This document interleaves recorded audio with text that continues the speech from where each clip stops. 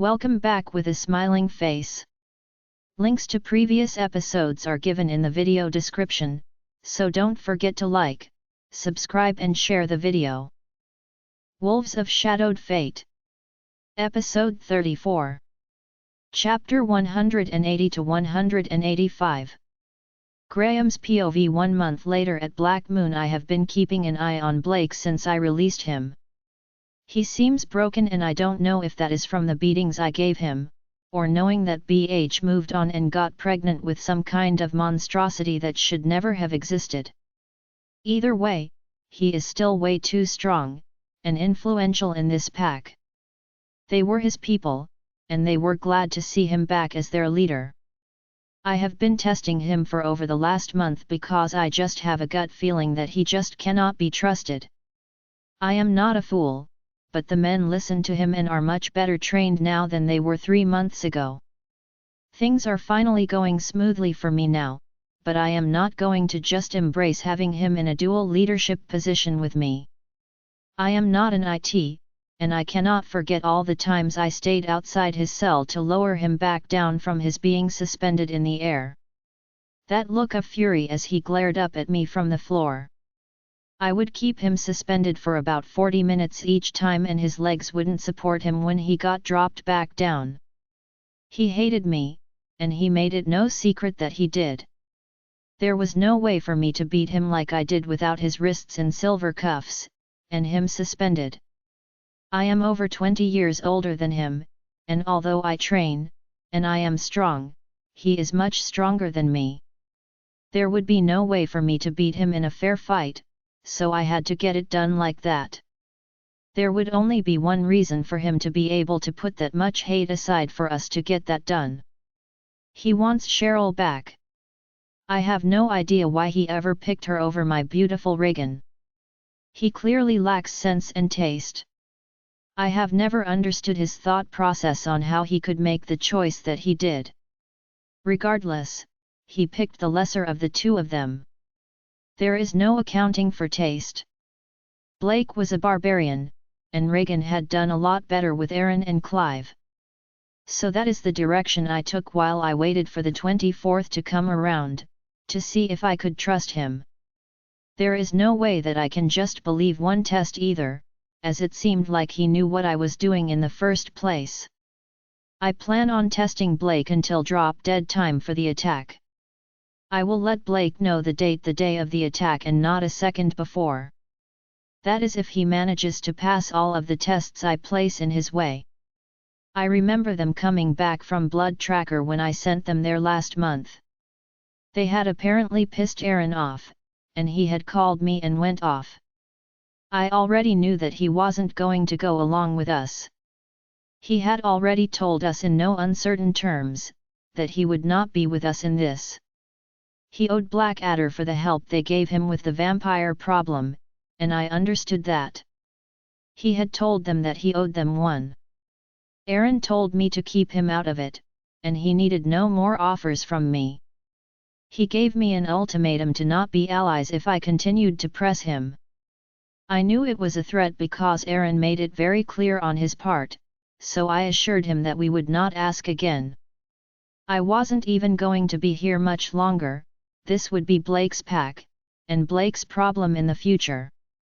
I would be taking my old pack back, as well as taking the Bloodwalker pack along with it. Mark's telling Aaron the date had put him in a really bad spot. He owed Blackadder a favor, so he called and asked me to change the date that we were planning on attacking them. Aaron needed it to not be on the 24th of the following month. He wanted to be neutral in this and didn't want to feel guilty about it. It wasn't going to be on that date anyway, so I could assure him that I would change the date during our call. I didn't have to tell him that, but I was surprised that it had been Mark to tell him the date of the alleged attack, instead of Blake. I did hear another piece of news though while speaking to Aaron.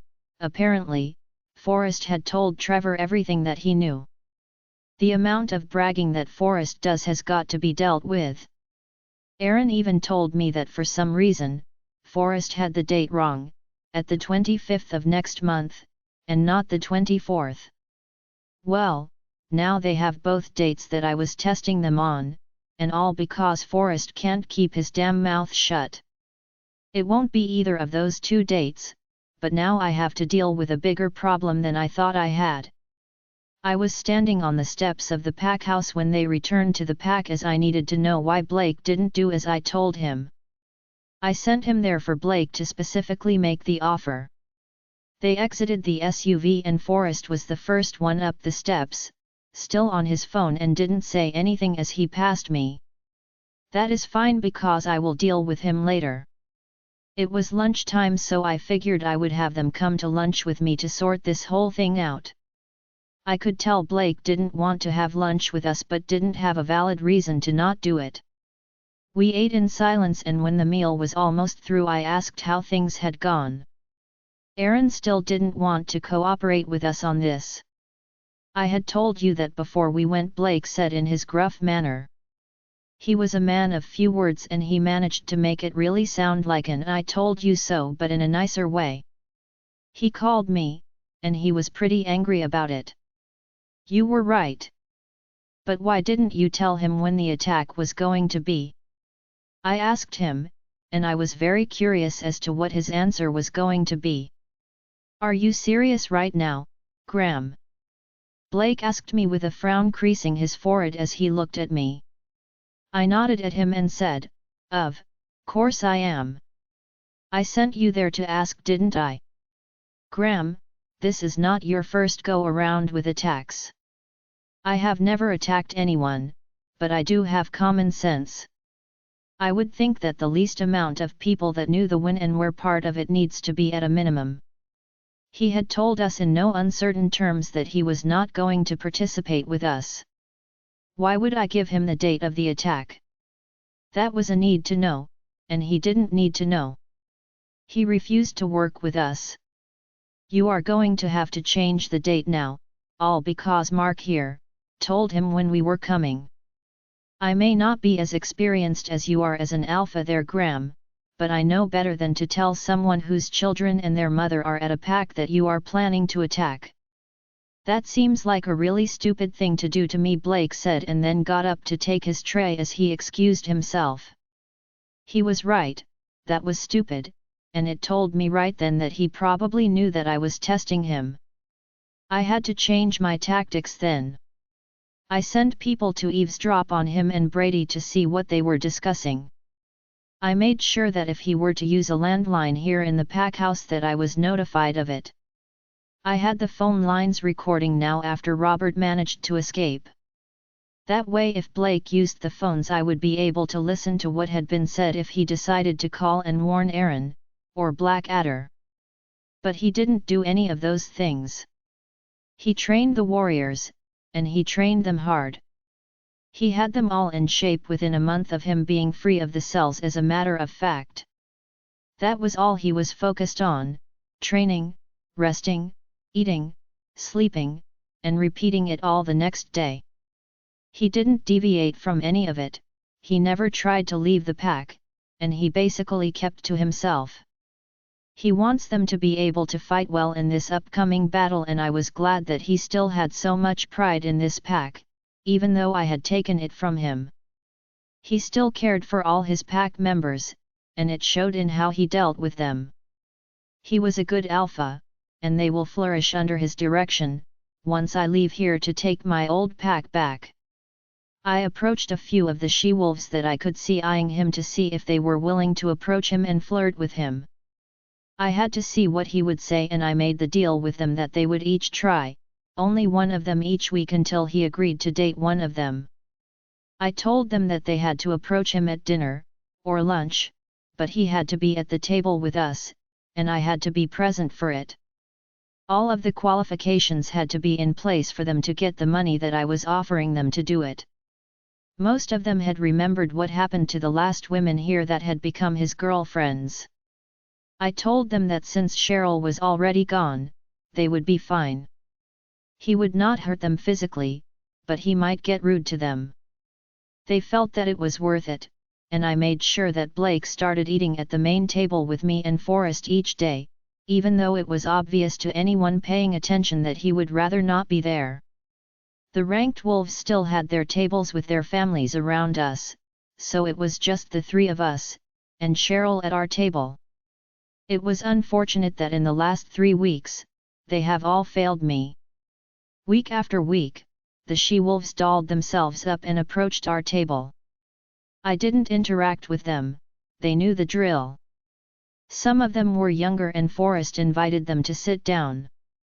He was interested in them himself, not minding that they were all older than him. They both know that they would just be a benefits thing with him, but I was starting to get mad that Forrest just kept flirting with them, instead of him letting them flirt with Blake. They tried and tried, but Blake ignored them. He was polite but distant with them all. I am sure it was because of his being their leader and not wanting to hurt their feelings. I had 5 she-wolves lined up, all of them very attractive. Nothing worked, he ignored them all, and the first few decided to throw in with Forrest and left the area with him. They did what they were supposed to. Blake shot them down, politely and firmly. I started with the she-wolves that were not as attractive, as he had picked Cheryl for his mate, so I let the ones that looked like her go first. He had very little interaction with them, and he seemed relieved when they would leave with Forrest. The last 2 were stunners, very attractive, and much more secure in themselves when they approached Blake. Both had joined our pack while Blake was imprisoned in the cells, and so as far as they were concerned, he was fresh meat for them. Blake was considered to be the best catch in the pack, and many had their eyes on him. He hadn't been ugly or upset with the first 3 of them, he knew them as they were known pack members to him and he wasn't rude. But last week the first of the 2 new she-wolves approached him, and she was much more aggressive than the other ladies had been. I have to say that I enjoyed the show at first. Blake refused to sit right next to me, so there is always a seat between us. She sat down with her intentions looking like she was looking for me. She was dressed very well for the attempt that she was about to make. It was clear that she had done this before, and flirted with me first, and I appreciated it. She was a beautiful she-wolf with long dark hair and a great figure. If I didn't know that I was being punished by the goddess, I would have tried to have a go with her myself. But that was not the plan today, and I was going to stick to it. I needed a reaction out of him, one that I could believe, and I was going to push him until I got it. I saw Blake tense up when she turned her flirting toward him. I saw that he started to eat faster because he was about to leave. I knew it in my heart and I glanced over at him, before glancing back at her. She was quick on the uptake and immediately turned more toward Blake so he could get a better look at her. So, I was wondering if you were taking on students for extra training. I do not feel like I am getting all the moves correct right now, she purred towards Blake. We could all tell what the extra training would be, and Forrest's interest perked right up at what he heard her say. I have seen you in training, you are adequate, I did not see you falling behind. You just need to try harder during training and focus on what you are doing. Not who you are going to try to hit on next. That should do it, Blake said as he put his drink on his tray, and we all could tell that he was about to leave. She was flushed and embarrassed and thankfully had enough common sense not to look to me for help in this. I made it very clear to them all that when they attempted this, I could not help them out at all with it. He would know what I was doing, and I needed to know that he was in for the greater good of the pack. That his goals were wrapping up in mine.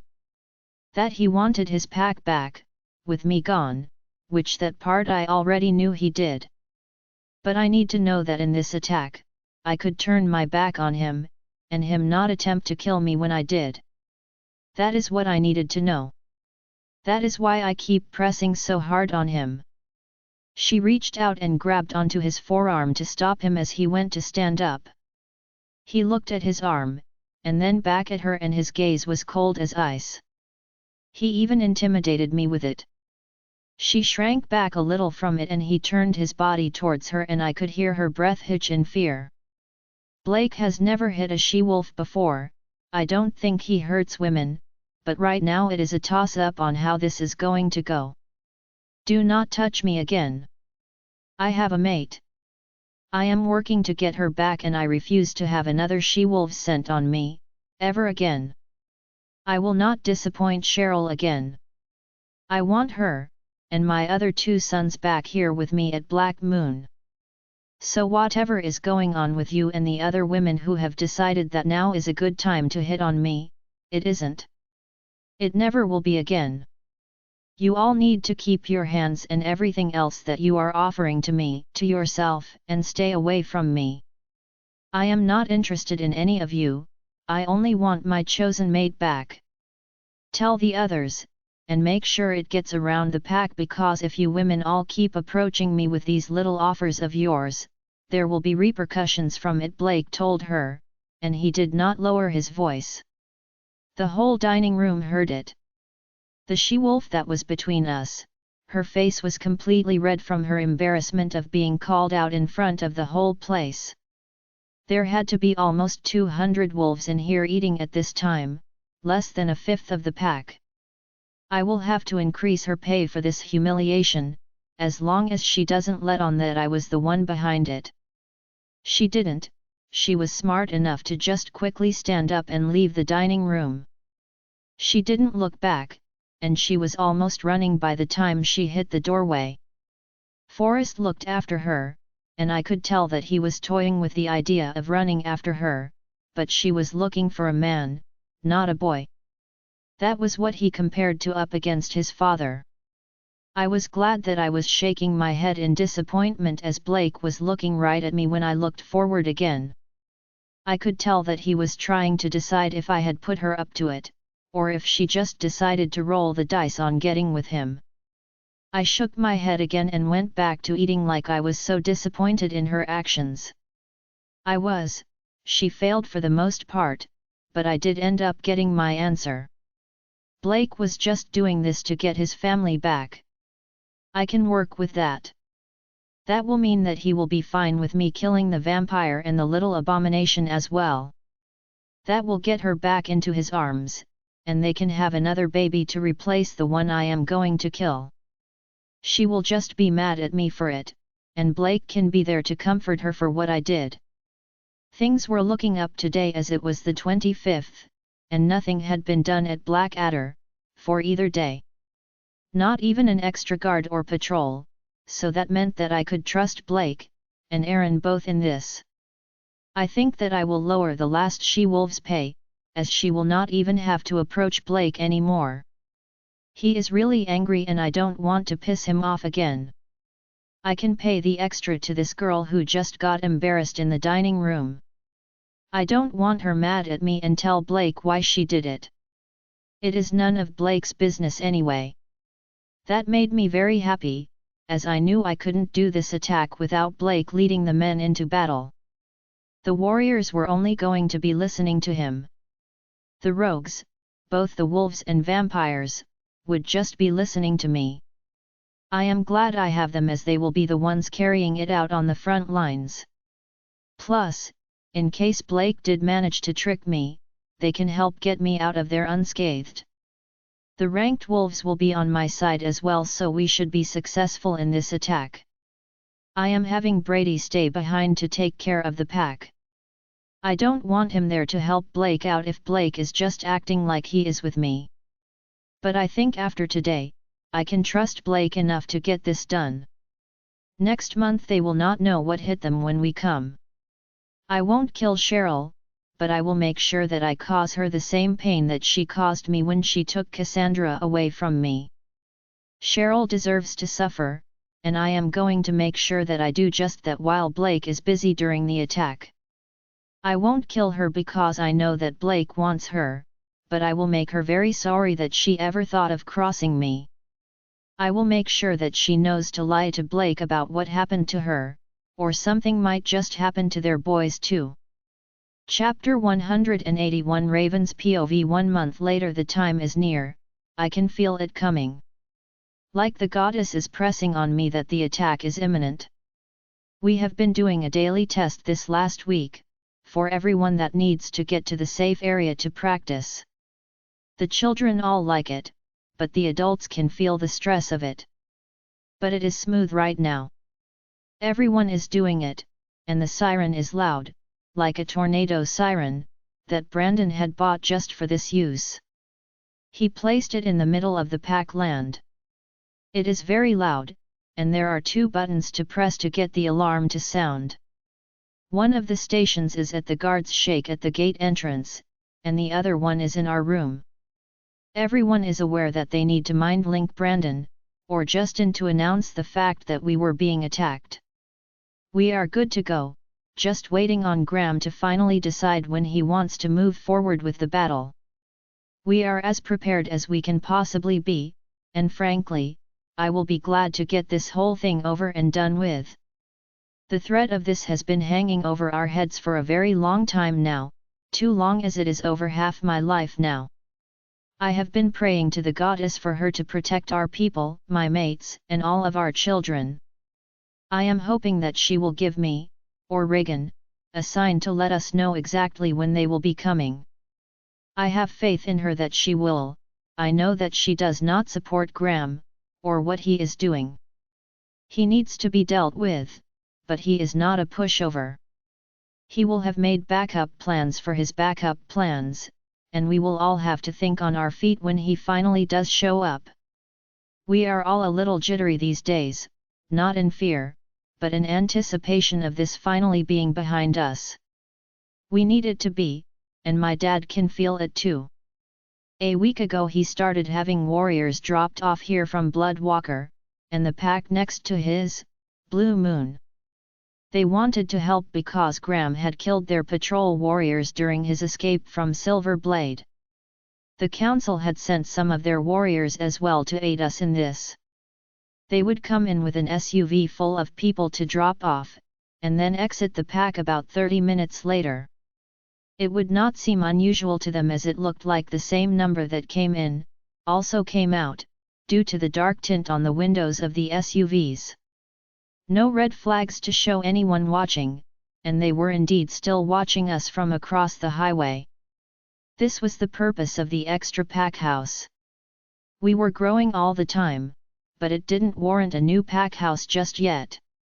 But we wanted the new one to be able to house the warriors that were coming to assist us with the battle. Being able to bring in so many warriors right under their noses, was almost funny to us. We also built it to have the next alpha quarters for Jackson when he finds his mate and they take over the pack. It was designed tastefully and was more modern than the pack house that we currently live in. In doing this, it allowed us to stay here, until all of our children had found their mates and moved on. We headed down for breakfast, and I do not have pep in my step. I feel like a weight is pressing on me pretty hard. I grab a light breakfast, as I don't know what is going on, but I am not the only one who is not really hungry. Reagan got a coffee and yogurt too, and when she saw me with mine and we both gave a little laugh. We knew right then that the other twin felt the same way. The kids were all eating fine, and so were our mates. Cheryl had come up with her children and Kevin and Robert ran to go grab their food and come back to sit at the next table with our sons. Cheryl just went and grabbed a small plate and some hot tea for herself. The boys no longer looked like boys anymore, they looked like grown young men. They were all sitting at the table next to us as they were all pretty large and imposing. They needed the extra space from when we could all slide in together when they were younger. The oldest one was our son Jackson, and he turned 18 2 days ago. Stella's son Blaine was 18 today, and was sitting to the left of Jax.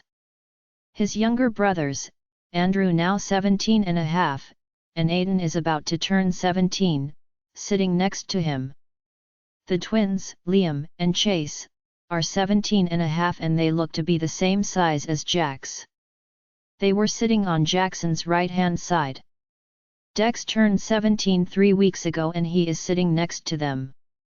Kevin was almost 17 himself, and Robert had just turned 16 about 2 months ago. Reagan's son Henry, who was a little over 16, sat at the end of the table with his brother John, who was almost 15. Her son Atlas was 15 and a half. The last two chairs were snatched up by Everett, who was a little over 14 and a half, and Cyril, who was 14 years old. They were proud to be included at the boys' table. Jax was excellent at making sure everyone was included at his table. Both my mates and I could not be more proud of the men that our sons were all becoming. The 6 youngest boys had all been pretty frustrated with having to stay behind and not participate in the attack. Instead of fighting, they will have to stay in the safe house with Cheryl. They were good fighters, just not great fighters yet, and we don't want them to get hurt in this. They were all pretty psyched up at the offer we made them. They will be staying with Cheryl, in their house. They will be secured with my younger children, and Reagan's. Cheryl will be needing to take care of her babies, and quite a few children during the attack. She will be needing a lot of help, as she will have 16 kids under her roof for the battle. Emerson and Sasha are 16 and a half, and right at the cutoff on the age, and we had to make a judgment call. We decided that it would be best for them to help with the kids, as 16 children, not counting Cheryl's babies under one roof, was a lot for anyone to handle. We gave Reagan's oldest daughter, Tatiana, a choice on whether she wanted to fight or not. She was worried about her younger brothers and sisters and wanted to stay with them in the safe house. She was an excellent fighter, and if worse comes to worst, she will be there to help fight right alongside Robert, Henry, John, Atlas, and our twins to protect the safe house, if it gets breached. 7 of the children will be Reagan's, 4 of them will be mine, 3 of them will be Stella and Truett's, and 1 of them will be Lainey and Cruz, child. The last 3 will be Cheryl's, so a total of 18 children will be under one roof. That is a lot of children, and the remainder will be in the new pack house, in the secure area. It is hidden very well and had its own heat and air system. It has been restocked and has food for a week's stay in there if it is needed. Brandon and Justin planned every single aspect of it, and they even have restrooms built in. It has an escape tunnel in case the new pack house gets set on fire. The tunnel leads into the woods for the pack members to get to safety and out of sight of any attacking forces. They thought of everything from heavy-duty seals in the doors on the way to the safe area. They did that in the case of smoke bombs or gas, which is why it had its own air system. When we put the cameras on the top of the fence, we had to do it during the overnight hours, as that was the only time they didn't have men watching us. As those were being installed, Anton had cameras installed for their home as well. He wanted Cheryl to be able to see what was going on outside their home. He told her not to come out for anything, no matter what she saw. He had to remind her how much the babies needed her, and she agreed, but we could all tell that she didn't want to. I know that depending on what she saw, it would be very hard to stay inside, especially if her son, or Anton, were put in danger. Cheryl has been learning how to use the system, and she is pretty good at it, but Robert is the one who loves it. He is very good at running the surveillance system, and from how it is built, you don't notice the cameras very much. You would have to look for them, but the only ones that are obvious are the ones on the corners of the home. Some cameras are on the home itself, and a few more are on the large trees near the home. A lot of them are fixed, and blend in so well, you literally cannot see them, until you are on top of them. He put the PTZ, pan, tilt, and zoom, cameras on each corner of the house, and on 4 of the larger trees around the home. Those 8 cameras can be moved around to see what is going on outside. After seeing how well they did and what you could see with them, Brandon did the same thing, putting cameras around both pack houses. The big cameras on top of the pack houses can see for quite a distance. It does feel a little safer having them in place, to let us see what is approaching in the pack at a glance. You two are not very hungry this morning? Do you feel okay? Cheryl noticed that we were not eating like we normally do and had to ask. Clive looks over to look at what Reagan is eating, just as Brandon and Justin do the same thing for 5 me. I feel off, I am anxious like something is about to happen. I just have a bad feeling about today. I feel kind of off my game and I don't know how to really explain it, I told her. I can see Brandon and Justin tense up in my peripheral vision. This was why I didn't want to mention it. Now they are worried too. I felt odd like this on the days that the babies came, it is like a premonition of something big about to happen. I feel the same. Like something is making me antsy and I feel off. I agree with Raven, I feel like something is about to happen, Reagan said. I see Clive stiffen up and he looks over at Brandon. Did Reagan kind of know the babies were coming on the day when she went into labor? Brandon asked Clive. Yes, every single time, she knew. She started feeling antsy like this about 12 hours before the baby would show up, Clive told Brandon. This is not good, I did too, so that is something else we have in common. When did you start feeling it, Raven? Brandon asked me. When I got up at 6 a.m. I felt it, I answered him. Brandon looked over at Reagan and she nodded at him and said, same, I felt it at 6 am. Okay, it looks like today will be the day, Brandon said and Justin nodded. Seems logical that he would attack at nightfall. I will call Cole and give him a heads up so that he can come with the rest of his men, and Carter can lock down Bloodwalker, just in case, Justin said to Brandon.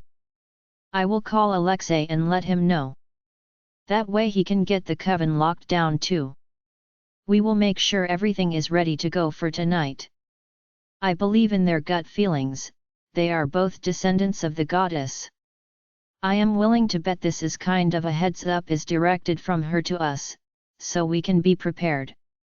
I agree with you, Justin, his attacking at nightfall is very smart. He is probably hoping to catch everyone at dinner and catch them unawares. I will put out a mind link that everyone needs to be here to get dinner at 4 if they want it. I want everyone to be secured in the safe area by no later than 5:15 tonight. I don't think that this is a drill, guys. I think that this is the warning that the goddess was sending us.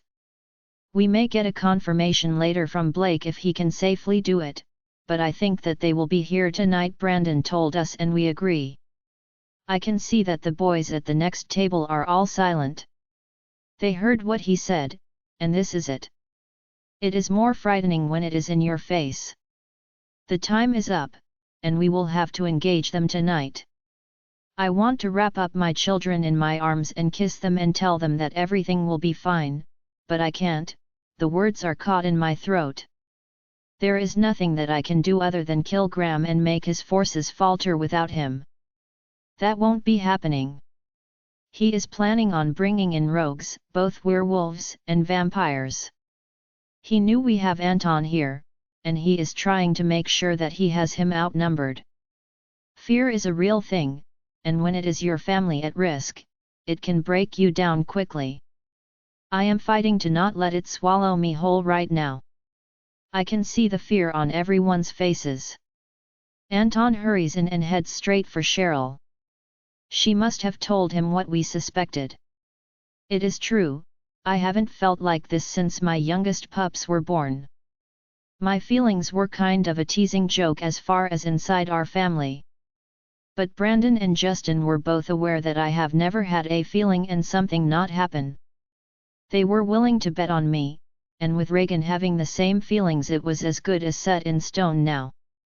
The best thing about it is that Graham is planning to attack at nightfall, and he thinks that he will be catching us unaware. This is going to backfire on him as we will all be in place by the time he actually shows up. It will also cause us some problems as well. Our sharpshooters will not be as beneficial to us at night, as they would have been in the daylight. The men will have to not be able to stay on the roof, but in the 2 towers we built. These towers are much closer to the ground, at only 3 stories high. The vampires can leap that high pretty quickly. We are going to have to figure out some way to be able to protect them in the towers for them to take out the leaders of the attack. I am glad that we have some time to try to figure that out today, as it is only 7:30 in the morning right now. The tables are no longer full of teasing and easy talking. It is serious now, and I know that I want to get to spend some special time with my whole family today, but I doubt that is going to happen. We are going to need to make sure that everything is in place, and that our men and women were armed properly. But I won't let my children go from the dining room tonight without each of them getting a hug from me, and telling them that I loved them. I will see them again at 4 for dinner, but I am sure that we will be busy until then. It is down to the wire now, and I just can't stop until everything is in place. I have more than just my family to protect as the Luna here.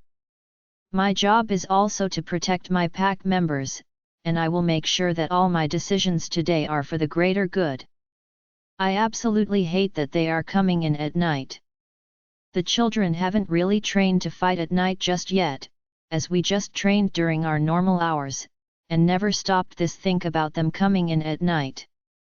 It was brilliant on his part, and knowing what a piece of work he was, one of us should have thought about it.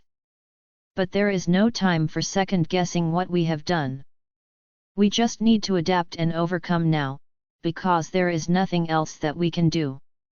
We have a strong pack, and we will be getting this done, tonight, Goddess willing. We will still have the element of surprise on our side. He thought he would be totally surprising us coming in at night, and he might have if we hadn't had a little heads up from the goddess herself. Now he will have the shock of his life when he gets here. We are not just going to let him come in here and hurt our pack and our family. He messed up by insisting to keep going with his petty vendetta. We will be letting him find out just how much he messed up when Graham shows his conniving face tonight. It will be my pleasure for us to end him, and for us all to be free from his evil plans from now on. He has done so much damage to so many, I know for a fact that I will feel a lot better knowing that he is dead. No more waiting to see what he will do next to hurt me, or the people I care about. No more waiting on him to try to ruin another person's life because he felt slighted or insulted. No more bullying behavior, we will be free of that too. I am very thankful that he will no longer be a loathsome creature waiting in the wings to cause anyone pain and anguish ever again. We will be settling the whole thing soon. One way or another, it will all be finished tonight. Chapter 182 Graham's POV. Tonight is the night, and I am almost unable to keep calm right now. I have been waiting patiently for this day for almost 18 years now. It is ridiculous that it even took this long. It should never have had to come down to this, but I am positive that this will end exactly how I want it to. They have no idea at all that we are coming. So it should be like taking candy from a baby. I am so excited right now that I can barely stay calm, and I don't know how I managed to keep my cool in front of the warriors this morning. It is lunchtime now, and I will be announcing it at 3 p.m. when I send everyone to go get ready in the next 30 minutes, so we can hit the road. I need to get there before it gets dark, as I want them all in place by the time nightfall hits. I cannot wait to get my revenge and make them pay for crossing me and making me live like this for almost the last 2 decades. I have had to bow down and be forced to submit to Blake, and it wasn't right. I was an alpha myself and from a long line of alphas.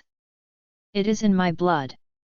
Blake was just a beta, one that happened to win the title of alpha. He did not warrant me having to submit to him all these years. Me losing my pack should never have even happened, as this was all Raven's and Cole's fault.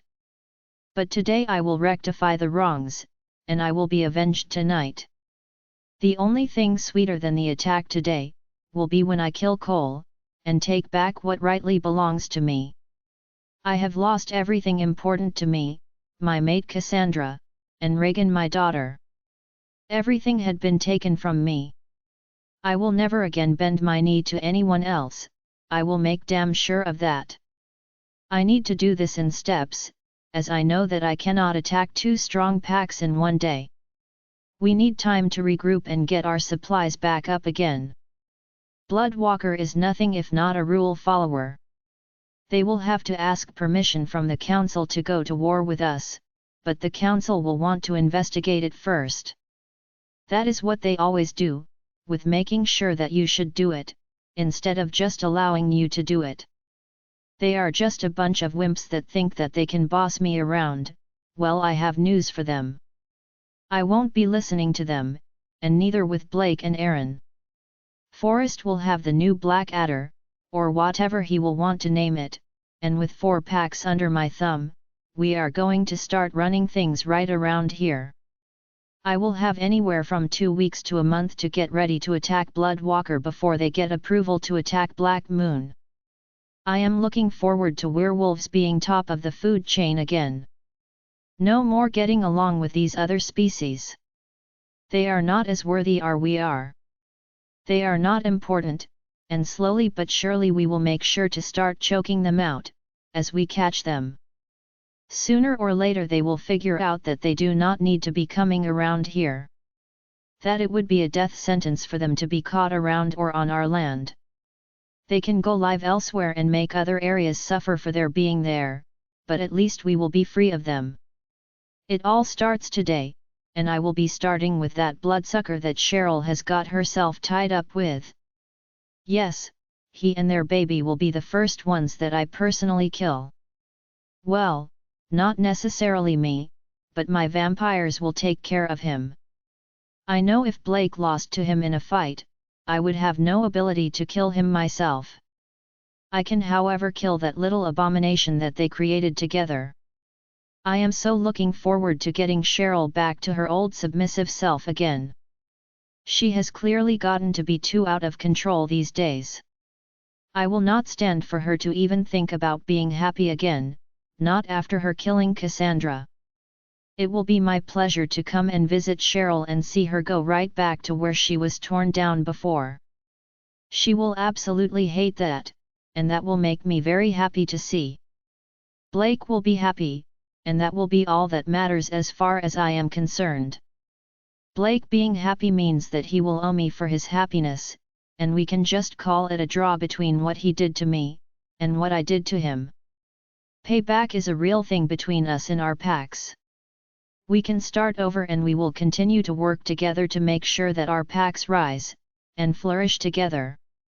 Blake will be able to get his cousin Aaron and his son Forrest to fall in line easier. So, I will go easy on Cheryl tonight. I will only hit her once or twice, as from what I have heard, she has changed a lot from when she was here. She was already a strong fighter, but she is not going to allow me to kill that little atrocity that she and that leech created without a fight. All mothers will fight for their babies. So I think that Blake will be just fine with me having to put her down to be able to make sure that the baby is destroyed. It has no place at all in our world, or in the vampire's world either. It is a mutation that has no real place for it to truly belong. How can it find a safe harbor to live in when it will have both sides thinking that it should never have been created in the first place? The best thing for it is to be put down now. I will be merciful to it. It is not the baby's fault it was allowed to exist. I have no idea at all how the goddess allowed Cheryl to even become pregnant with it, but I will rectify this situation tonight. I head back to my office to take care of some last-minute things. I need to get the rogues that I hired ready to go first. I contacted both leaders and told them that we will be attacking as soon as it gets dark enough to head into Blackadder without being seen. It takes about an hour and a half to get there from here, but the rogues are even further at a city past Aaron's pack. So they will need at least 2 hours to get there. I really expected some fights to break out between the two groups, but the werewolves are laying low and not causing any problems. They know they don't get paid unless they get this done. I have only been paying for the hotels, and their food, which was a high enough cost for me already. Most of them won't be making it, I mean they think they are well trained, but Blackadder is no joke, and most of them will be killed in the attack. The remainder of them will be paid after the attack. We complete our plans on where I want them to be, as they will be going in about 2 miles from the gated entrance. I told both leaders what I wanted from them, and they already know how I am. There was no argument from either of them. I didn't arm them as I could care less if they made it or not. As a matter of fact, as long as each one of them managed to catch someone unaware and killed them, that would be a good thing, as they would help to lower the pack members we would need to go up against. It would be a win for us, as the actual number of rogues to survive being a lower number, will only be saving me money. They were willing to risk their lives for $5,000 each. If any of them die, I don't have to pay them, which allows me to recoup the money that I shelled out for their room and board this whole time. I can only gain money from each one of the rogues that I lose in this. I am fine with it, and with them being the first wave of the attack, I plan on losing at least 70% of them in the attack. But that was their own choice, they knew who we were going to be attacking before they made the deal, and that was on them. I never lied to them about it, they all knew from the start and the money was worth it for them to try it.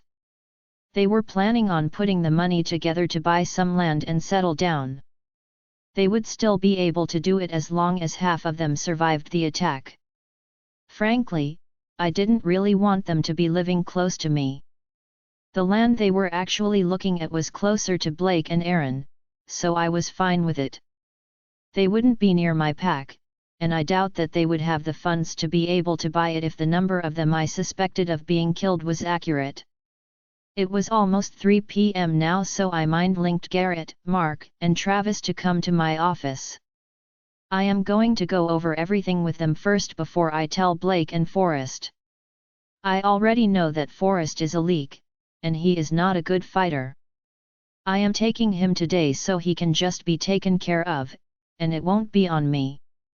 Blake fully knows that Forrest is not worthy of a pack now. I can see the disappointment in Blake's eyes when he looks at Forrest. He really thought that Forrest had the ability to become a good alpha for the pack. I know that it was a hard lesson for Blake to see what Forrest really is, a petulant child who wants everything to be handed to him. Forrest is not a good choice for alpha, and Blake will be getting his other 2 sons back tonight. He can allow Kevin to take over the pack, as he would be a good alpha. But that brings a problem for me, as Kevin will never be willing to be an ally with me and my pack. I will have to make sure that before Blake steps down, the treaty is signed and valid for the next few years. In that way, I will have some time to show Kevin all the reasons for him to benefit from our alliance. Anyone can see it for themselves when faced with the numbers. Kevin will want what is best for his pack. So, he will see the light, even if it takes him a year or 2 to fully see how he would benefit from it. I covered the plan with Garrett, Mark, and Travis, and they were surprised at the lack of warning. They shouldn't be. I have caught Mark and Garrett discussing some of the plans that I let them in on in the hallway before. One of the times was while I was walking with Blake. I know that he heard the same as I did about the vampires that I had hired.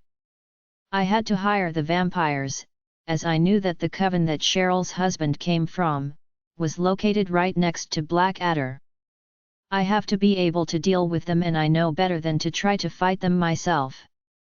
There was no way for a wolf to beat them, so I have to fight fire, with fire. I am not going to lose a lot of men trying to take that bloodsucker down. I don't have time for it, so I got these vampires to do it. They already know that 6 against 1 is not a fair fight, and they will start on the Blackadder pack members once they are through with taking care of him. We will have the element of surprise on our side, and I am hoping that they will not have time to call for help from the coven before we have them beaten down. Once we have taken control of the pack, we can refuse entry to the vampires, but I have the proper tools to make sure we take any of them out too. Travis is excited to get to Blackadder as he will be taking Reagan and Raven as his trophies for assisting us with this. I haven't decided between giving Blackadder to Mark, or Garrett yet. Either would be a good alpha for that pack. They are both strong and most important, they are both loyal to me. I suspect that after I let that little secret of their potentially becoming an alpha themselves slip out while we were talking, that Forrest will definitely not be surviving this attack. I don't have time to rescue him from whatever predicament he will get himself into.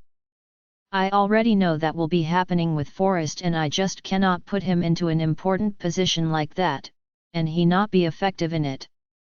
They are excited to go get ready, and I mind-linked Blake and Forrest to come to my office. It is 3:15 now, and I did this deliberately. I didn't want Blake to have time to contact Brady to give him any instructions that may undermine me. I will mind-link Brady to tell him that he is in charge after we leave. I also didn't want Blake to be able to find a phone to call Aaron and have him call and warn Blackadder. I need Blake to just go get what he needs in the 10 minutes he has, and us hit the road. I had them sit down and I told them that we are attacking them tonight. I saw Blake stiffen up in surprise at my words, and Forrest was super excited as he was going to have his own pack, away from his father. Well, at least that was what he thought anyway. We are leaving now, to attack them? Blake asked to clarify. Yes, they will not be expecting us to attack at night, and I need to catch them off guard. This will be the best for us. Plus, all you need to be focused on is getting your mate and your sons back. Things will go fine, you just need to have faith. It is best to catch them at dinner time. We will be sending the rogues in first. Since Cheryl's new husband is a vampire, I will be sending vampires after him. He is too strong for us to beat on our own. So we will send the first wave in, and then we will follow, I told him. Blake acted a little surprised about the vampires, but I highly doubt that he had forgotten what we had overheard Mark and Garrett talking about. I don't know if he had truly forgotten about them, or if he is just playing along with me, and about to try to end me and take his pack back. I hope he does try, as that is the reason that I have Garrett, Mark, Travis, and Forrest all going with me. They are there to protect me. They took him down before, they can take him down again if needed. I am good with it going either way. He can help us fight Blackadder, or he can die at Blackadder, and then I don't have to allow Cheryl or his other sons to live. I can wipe them all out so I don't have to worry about them coming back to take me out years from now. So, however, this plays out, I have set myself up for success. I could care less if he is with me or against me. I am going to go grab my gear. I will be in front of the pack house in 8 minutes, Forrest announced to the room and took off. He is happy that the time is here and he is totally ready to go. I have my bag almost packed, I can be ready in 5, Blake announced, much calmer than Forrest. He stood up and walked out of the room. I was glad that he is going to be ready so quickly.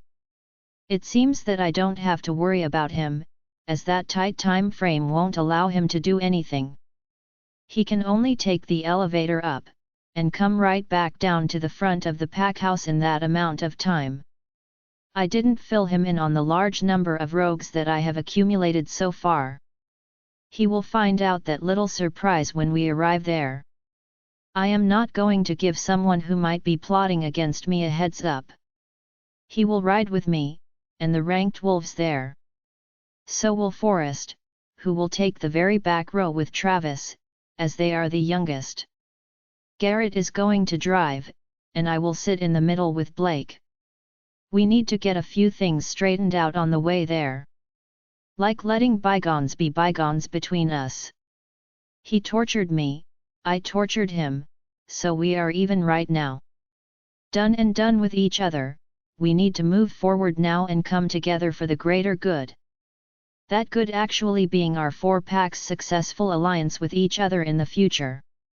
We need to rise together so we can make a new faction.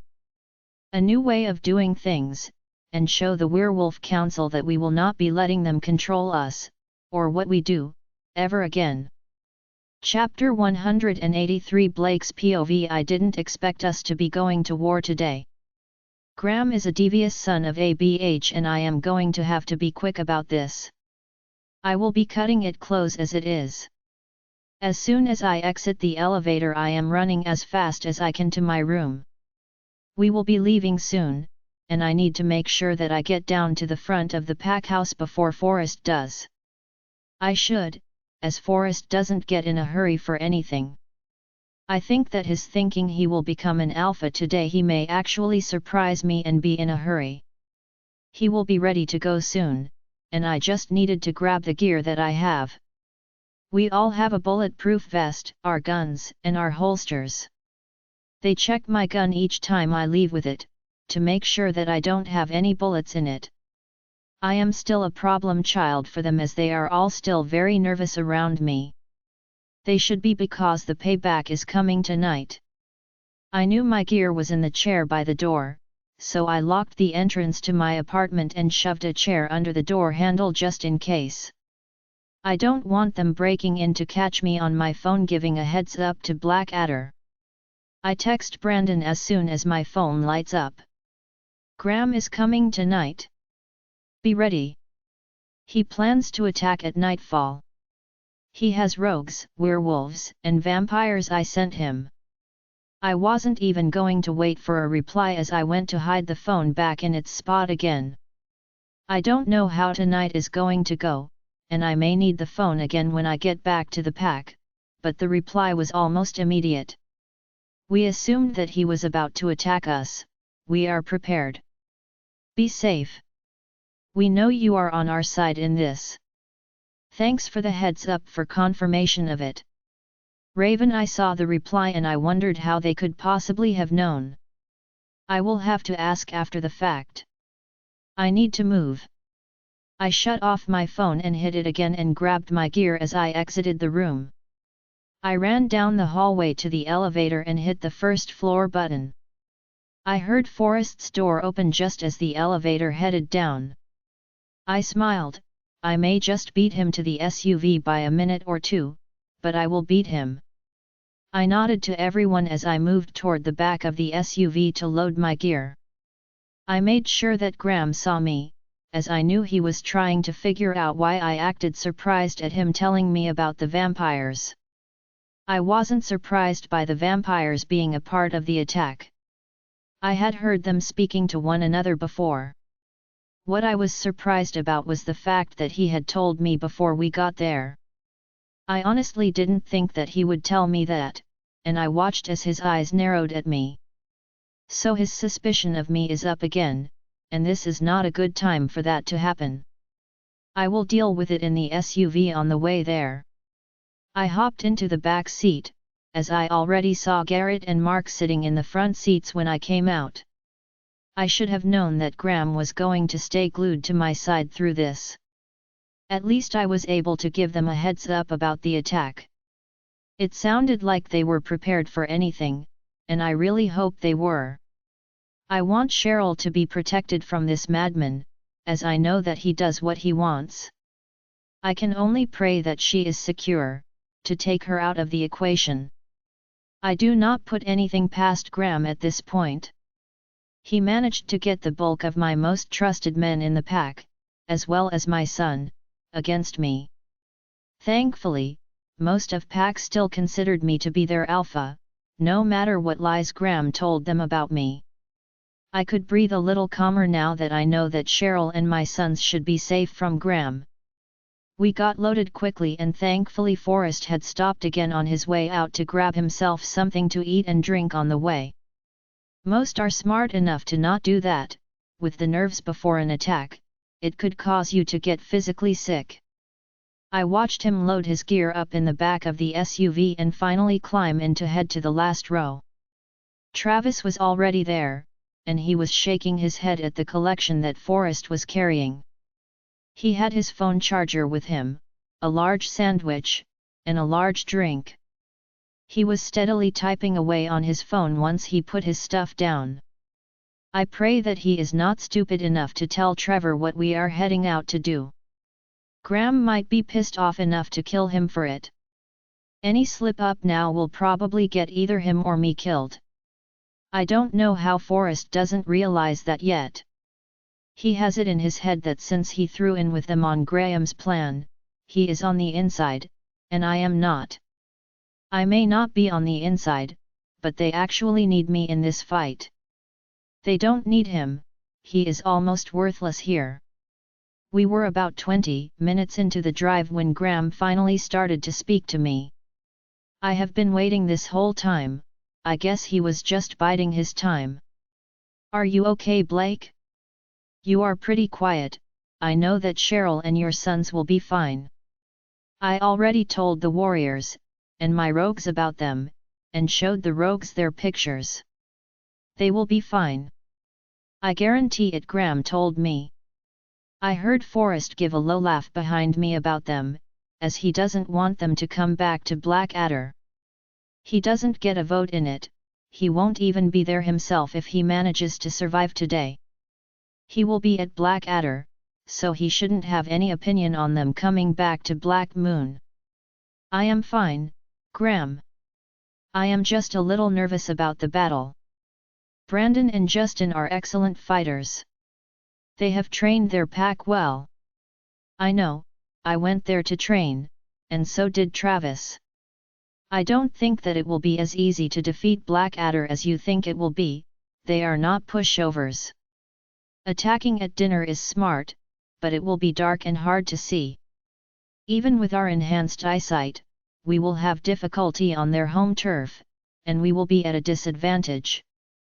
Anything can happen during an attack. I will wait until afterward to celebrate or feel secure about the attack, I told Graham. I was honest and I could tell that he knew I was. I need him to be in the frame of mind that I am being honest and forthright with him. It can only aid me in making him trust me in this whole situation. That is smart, Blake. Best to wait until it is over with to celebrate. I agree. I just wanted you to rest easier knowing that I did do what you wanted me to do, per our contract. Cheryl will not be hurt, or killed. I just wanted you to know that I am taking our deal seriously, Blake. I plan on our alliance only getting better as time goes on. No matter who the alphas will be in our 4 packs, I plan on us only getting stronger and stronger from this, Graham told me. I nod in agreement, as I am sure he does. I didn't miss that little dig about no matter who, which was aimed at both Forrest and I. Forrest has no clue about his position of alpha being in jeopardy. He believes everything that he had been told when the offer was made. Things have changed a lot from that time, as it was well over a year ago. Forrest doesn't train, and he doesn't care about training.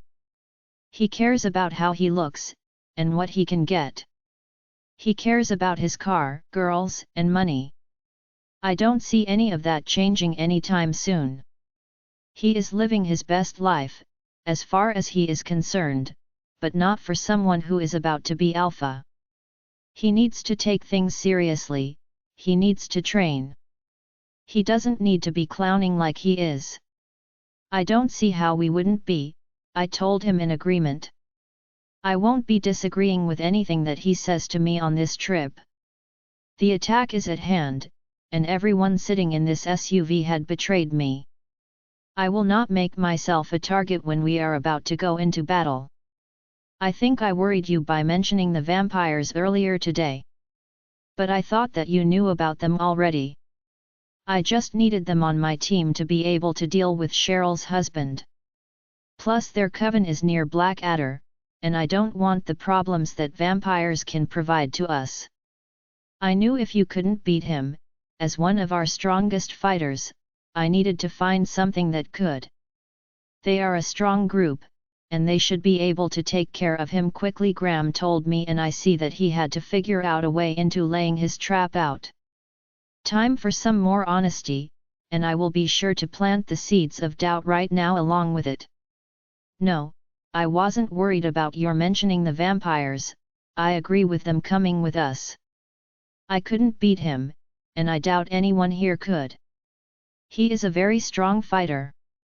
I was just surprised that you had told me about the vampires helping us. It was the first time you had let me in on any part of your plan, and I was honored that you did it. It wasn't the fact of what you mentioned to me, it was the fact that you gave me some information on the attack. I was with you when we came up on Garrett and Mark discussing it in the hallway. I had heard what they said, so I kind of knew already. I just didn't know if that was a part of your plan for me to hear it while they were talking about it, or not. Again, I have never attacked another pack, so I don't know the protocol for it. I just assumed that the plans always stayed private, until you want everyone to know about them, I told Graham. I could see his eyes narrow as he thinks about what I had said. I remember how pissed off he was that they were standing in the hallway talking where anyone at all could hear them. It reminded him of their screw-up, all while letting him know how much I valued him letting me in on the plan. I glanced forward as I could feel eyes on me, and Garrett glared at me from the rear-view mirror. Mark had looked back at me, and he knew exactly where I was going with it too. They screwed up, not me, and Graham knew it. He had forgotten about it until I spoke. I bet he had forgotten to get onto them about it too. I bet he won't be forgetting about it now. I already knew I had a target on my back anyway. I was not dropping my guard until 4 of the men in the SUV with me were dead. I would not rest until that happened. I wasn't out there training for hours and hours on end for my health or to look good. I knew that this attack was going to be vicious, and difficult. That the probability of something happening to either me, Forrest, or both of us, was extremely high. I could hear Forrest still on his phone typing, and I cannot believe that he was not paying attention to what the conversation was in the vehicle. I pray that he is not bragging about becoming an alpha before he could take over a pack. He needs to be smart here. Goddess help him if he decided that he should try to impress one of his girlfriends. I won't even know what he has done until it is too late. I know for a fact that Travis was watching everything that Forrest was typing back there. Forrest is sitting behind Graham, and Travis is right behind me. I know that Travis could mind link Graham with whatever inappropriate text Forrest is making. His neck could be snapped as soon as we got out of the SUV, and there would be nothing in the world that I could do about stopping it. I have to keep myself from shaking my head at Forrest being so ignorant of the danger that he is in. He actually believes in the men he made his little deal with. Never once thinking that they would double-cross him when they already showed that they are not loyal to anyone. There is nothing that I can do for Forrest at this time. I have to protect myself, Cheryl, and my other 2 sons. Forrest chose his path, and however this plays out, he was the one to have signed up for it. Cheryl and Kevin never signed up for it, but Graham almost ended up killing them both. Hopefully, Forrest survives and learns a valuable lesson from this. I know that I have. Yes, I had forgotten about that, Blake. You are right, that should never have happened. Important plans do not need to be discussed where anyone could just stumble into hearing them. I will make sure that doesn't happen again. Plans only need to be known when it is time to put them in motion. Like I just told you and Forrest before we left, but you both managed to get ready quickly. I am sure that Garrett and Mark learned a lesson about what they did, Graham told me. I bet he spent the last few minutes mind-linking them both to ream them out. Both of their faces were now red in anger, and that is not a good start on this trip. Graham droned on and on about what he wanted to see happen with the 4 packs as we traveled to Blackadder. He had really put some thought into what he felt we should do moving forward. I never realized how in-depth some of his plans really were. He had a vision of what he wanted to do, and I cannot get behind his plans, and I knew that Aaron wouldn't be able to either. He was even considering us getting rid of the Werewolf Council. His plans were detailed, and clearly well planned out, as he had an argument for everything I countered with, and his plans were vicious. He was actually planning on getting rid of anyone that wasn't a human, or a werewolf. That was why he wanted to attack the council after he attacked and took over Bloodwalker. I had heard him say he wanted to attack them, that he wanted his old pack back before. But he had to be crazy to think that he could be successful against them, or even against Blackadder. They were both stronger packs, well-trained, and financially successful. Those three things made them almost impossible targets. If he was thinking clearly, he would go after smaller packs, taking them over, until he had an army to try to be able to get this done. Rather than him just thinking that attacking at nightfall, at dinner, was the answer to overturn them. He was wrong. They will not be caught by surprise. I was glad that even if I hadn't been able to give them a heads up, they still would have known that we were coming. We pulled up near dusk, and the number of men already there surprised me. I knew Aaron didn't send anyone, as he wanted nothing at all to do with it. I could see that he had more vampires than I originally thought he would have, and my stomach sank. Having fought against a vampire now, I know that they are much stronger than I ever thought possible. I know that Graham said that he had told everyone to leave Cheryl and my boys alone. But I have my doubts, as once they get that bloodlust going, would they be able to stop themselves? There were about 30 SUVs lined up right against the wall to Blackadder pack lands. I already know that they are planning on slipping right over the fence once it gets dark. I am almost sick with fear for my family inside those walls. I walked over to Graham and asked him to remind the rogues to leave Cheryl, Kevin, and Robert free from harm.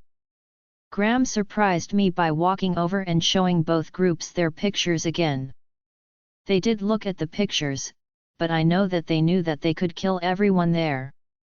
What would Graham do besides go, oops, at their deaths? That very well could be his plan, to kill them, and then me and Forrest as well. I will still stay worried for my family until I know that they are safe.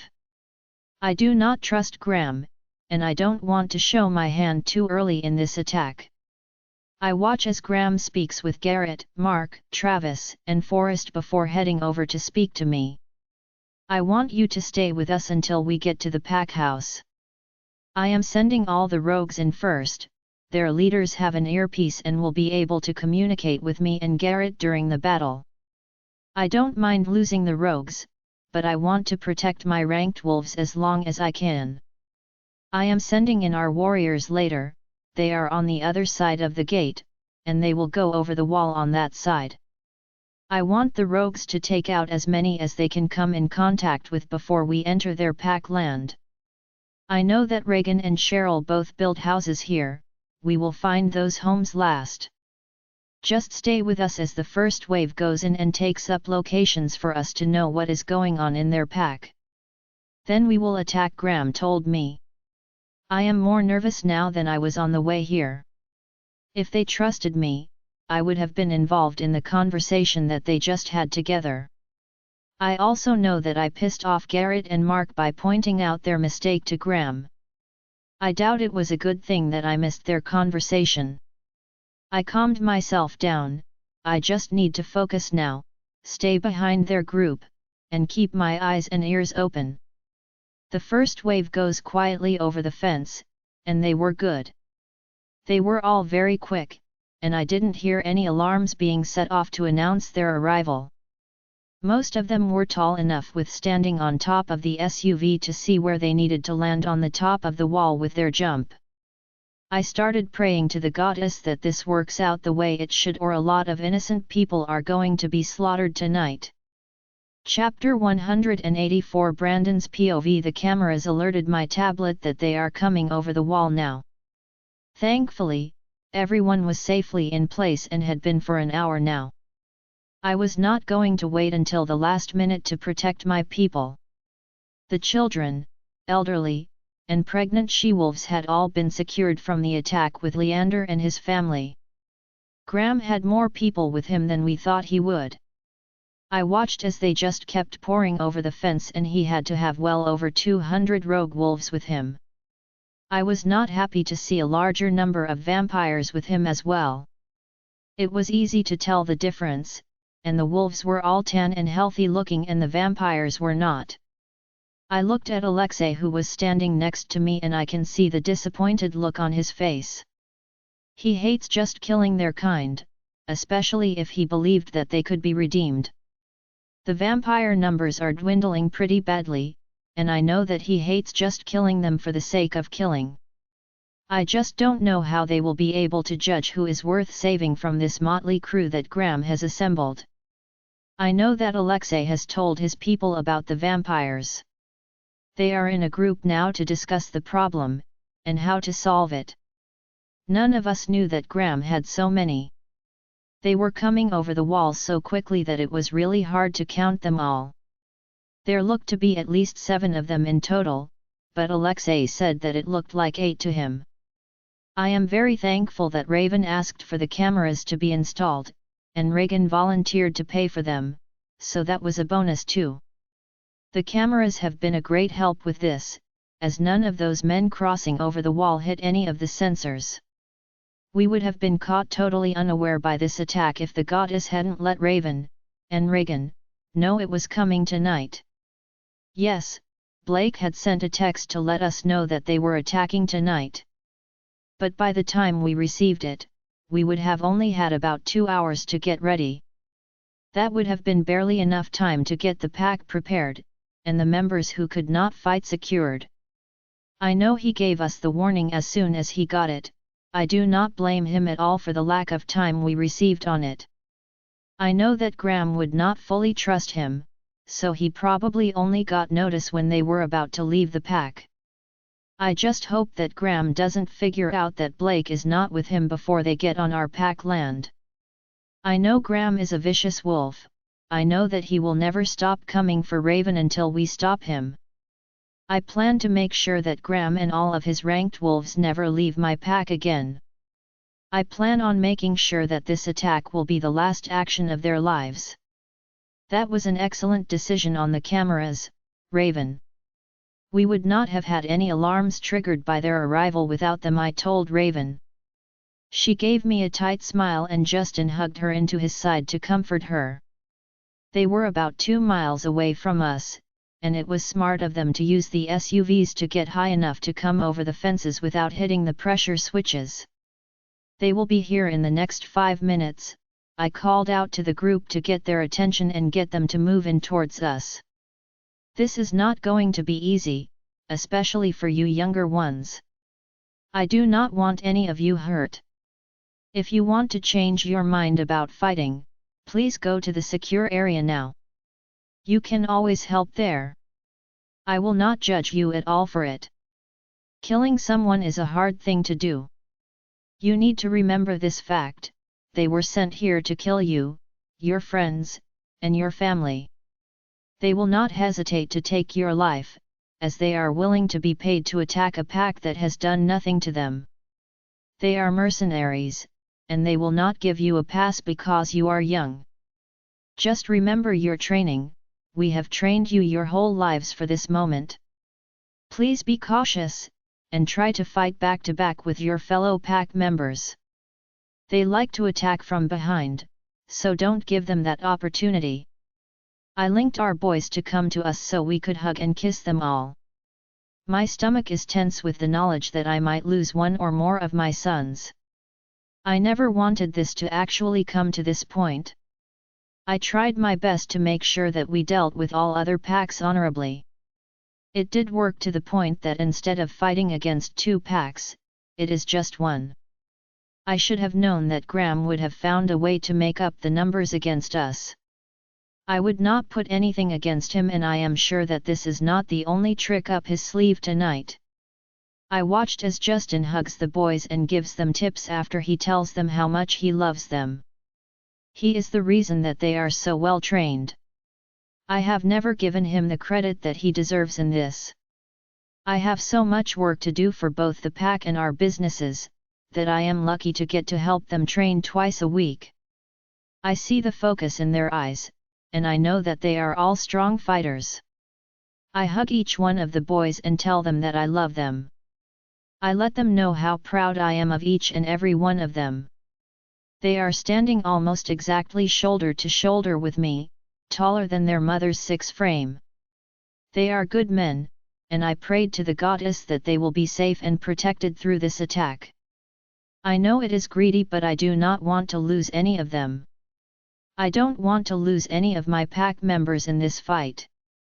I stepped up to Justin and Raven as the boys head to line up again. I kissed Raven and hold her tightly against my chest. I have so many things that I want to say to her. I feel her hand on my face as she cups my cheek and she tells me, "I know, Brandon. I love you too. We will be fine. We just need to follow the plan." I nod, as I have tears in my eyes at even the thought of losing her.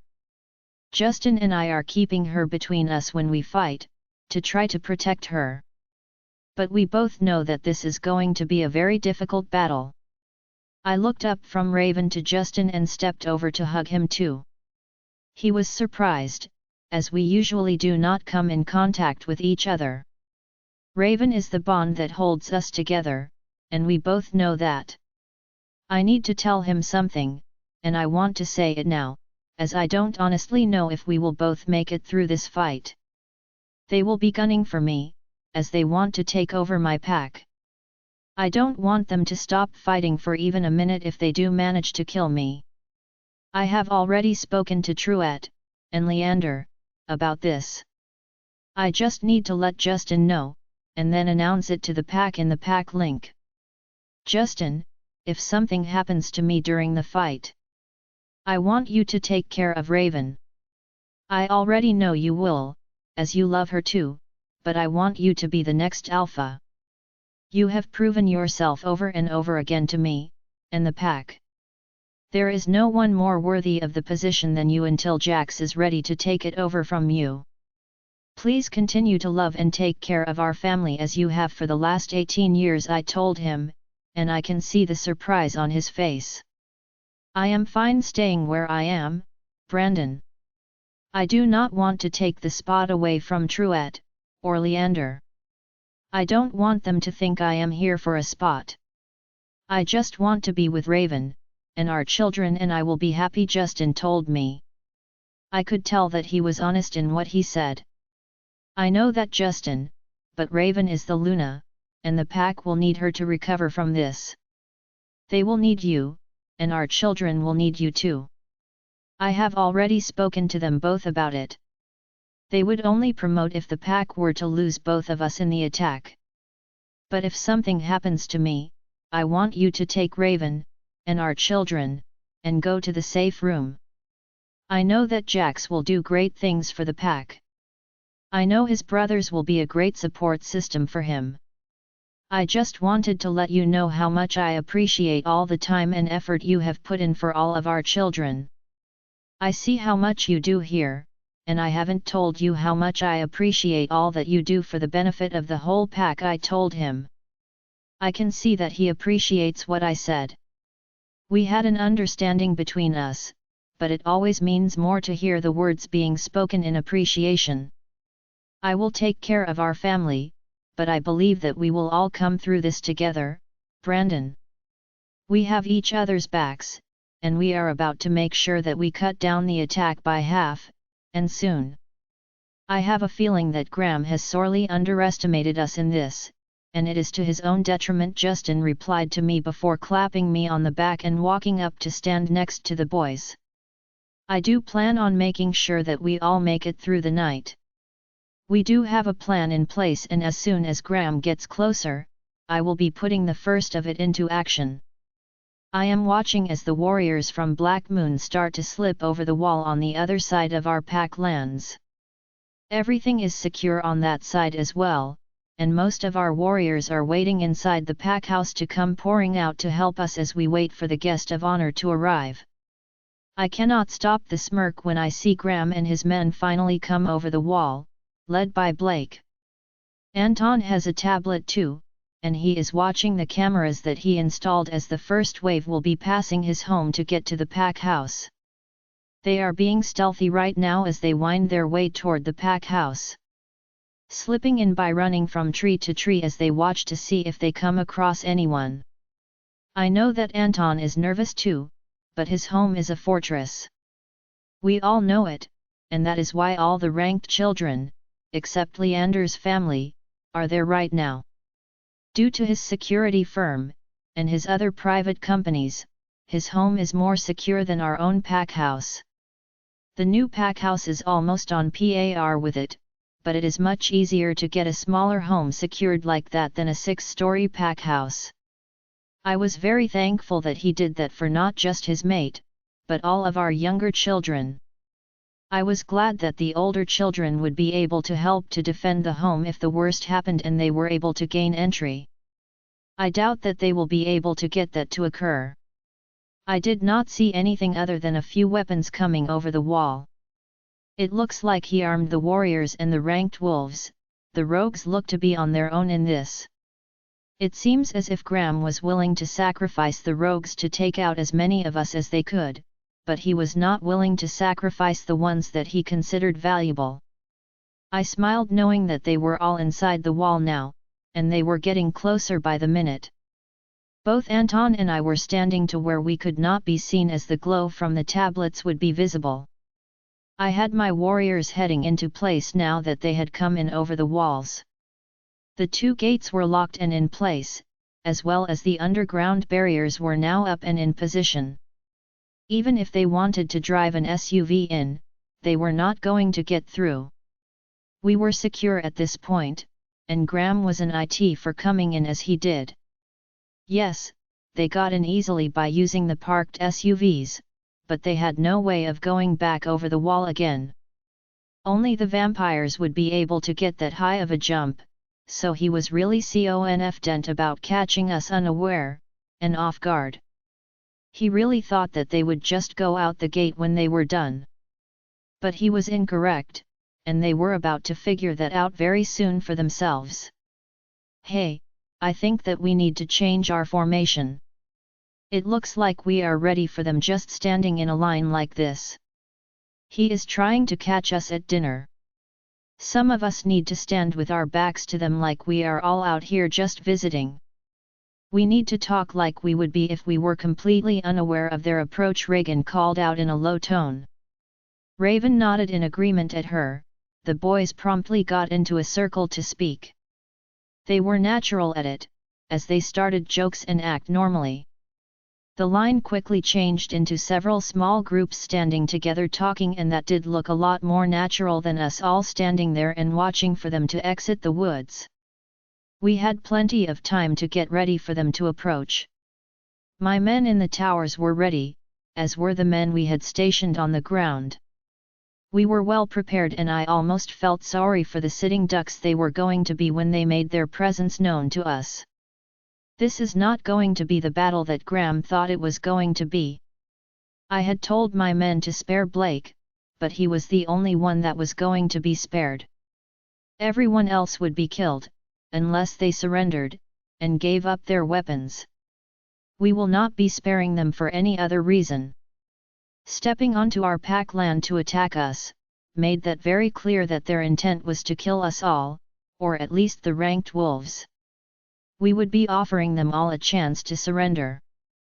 There will be a broadcast going out as soon as they reached the edge of the forest. I have my cameras in place and I could see that the first wave was here, and watching us. It was time to show our first card. I am so glad that I could see Graham's face as I watched him approach the men at the tree line in a camera that I was controlling from the pack house. I know that the fact that he would not be catching us off guard was going to really piss him off. This is Blake Adams, I am the Alpha of the Black Adder Pack. You are trespassing on our land, and this will be the only warning you get. You can surrender your weapons and I will allow you to leave the pack, or if you are a trustworthy rogue, we will accept you into ours. This goes for the vampires too. I watched you on camera enter my pack. This will be your only opportunity to lay down your weapons, otherwise, I will have to assume that you are here to harm us.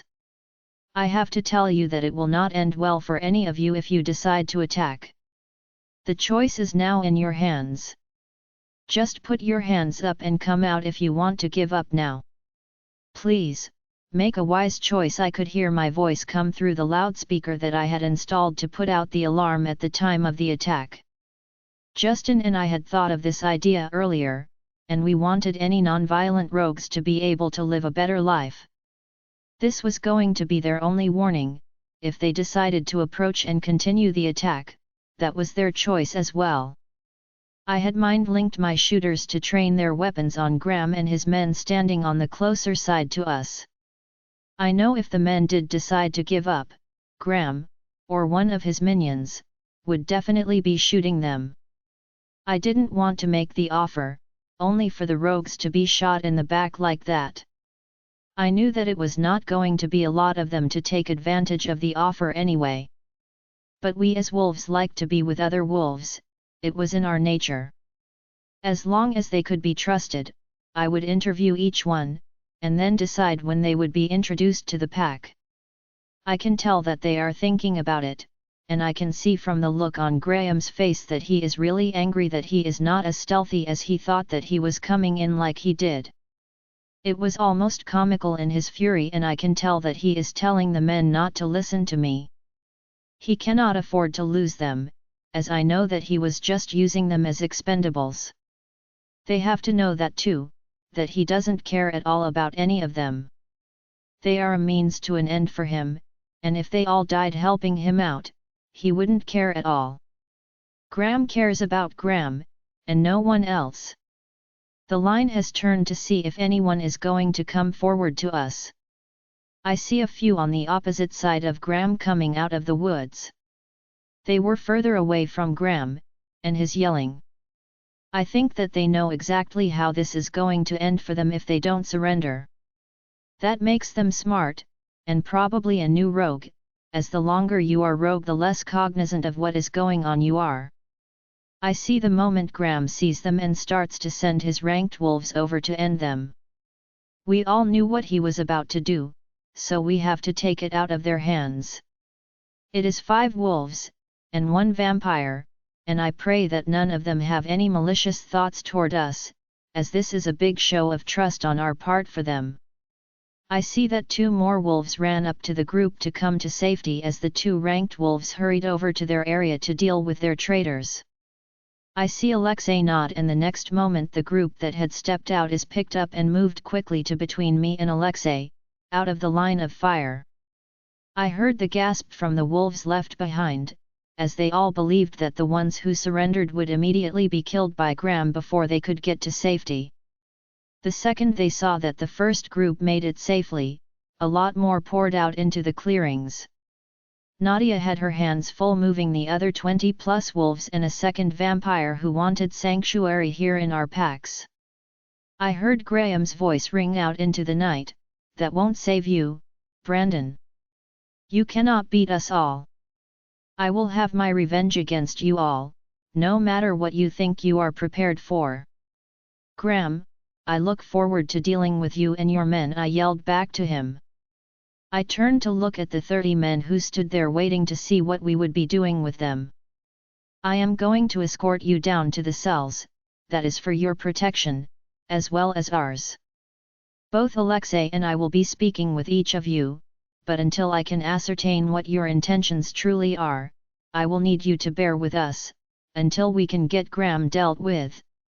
After that you can either stay here, as we have both vampires and wolves here in my pack, or if you wanted to go into the coven next door, there may be a spot for you there too," I told them. They nodded, and I had 2 warriors lead them into the side entrance and straight to the dining room for them to grab a bagged sandwich, and drink before going to the cells. I did not know how long this was going to take, and I wanted to show them that we were serious about taking them into our pack. They were all secured in the cells and we came back upstairs to get back into formation.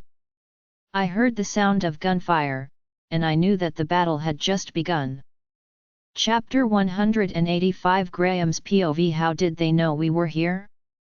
When I heard Brandon's voice come booming through the night telling me that he knew we were here, I was stunned. I had kept it under wraps this whole time. I sent Travis back toward the wall to take a closer look at what Brandon had said. I never saw any cameras on the wall. I looked, and it was only the pressure switches, and we didn't hit any of them. I hear Travis come through the link saying, there are tiny cameras built into the posts at the very top of the wall sections. If I didn't have the binoculars I wouldn't have been able to see them. They are the same color as the wall is, they hid them from view. So, my well-laid plan is not as great as I once thought it was. That is fine, we still have 500 fighters here, and they just found out that we were coming, so we still have the upper hand in this fight. I refuse to admit defeat, not when I can literally see Raven and Reagan talking to each other like they were unbothered by me and my men. We may not be a secret to them, but I plan to decimate this pack. I don't see Cheryl, but I see her mate over there, near Brandon. I hope that I can depend on the vampires to make short work of him and his brother. I told the 2 leaders to warn their people to not listen to Brandon, that it is a trick. Plus, if they do step out, they will be as good as dead to me.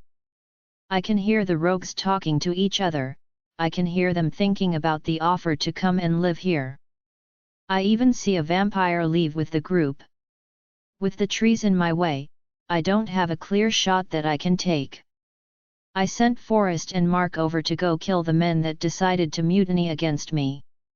I know that the other men are waiting to see what I would do, and they were not surprised when I sent 2 men over to take care of the deserters. I will not stand for it. I was glad when they got close to the men, but all of a sudden the men were gone. The second that the men saw that they escaped without harm to them, several others poured out of the tree line too. What in the fresh is this? Why would they do that? We haven't even begun to fight, and these men are all weakening the attack. I stepped forward to deal with the 5 men near me when they were whisked away from me. None of us got a shot off, and those men were all taken inside safely. I swear to the goddess, if it is the last thing that I do, I will go down to the cells that I know Brandon put them in and kill them all. They will be sitting ducks, and I told each of my ranked wolves that whoever got free first needed to deal with them for deserting. I cannot believe that this is the start of my grand plan. I put so much thought and effort into it. I needed those men as each one of them made me and my ranked wolves safer. I swear that Brandon and his pack are going to suffer at my hands for this. I will not be accepting defeat. I have come too far, and I suddenly realized that we had gotten into the pack, but unless we can jump up to get over the wall, we are trapped here, like rats.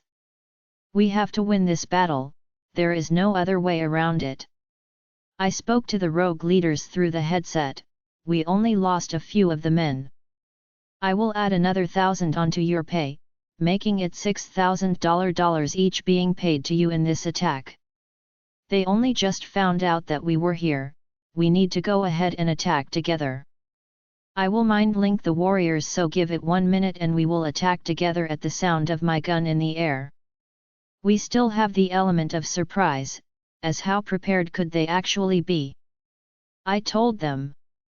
That made them feel better about the attack, as I was right, we have only been on their land for about 10 minutes, and there was not a lot of time to be prepared.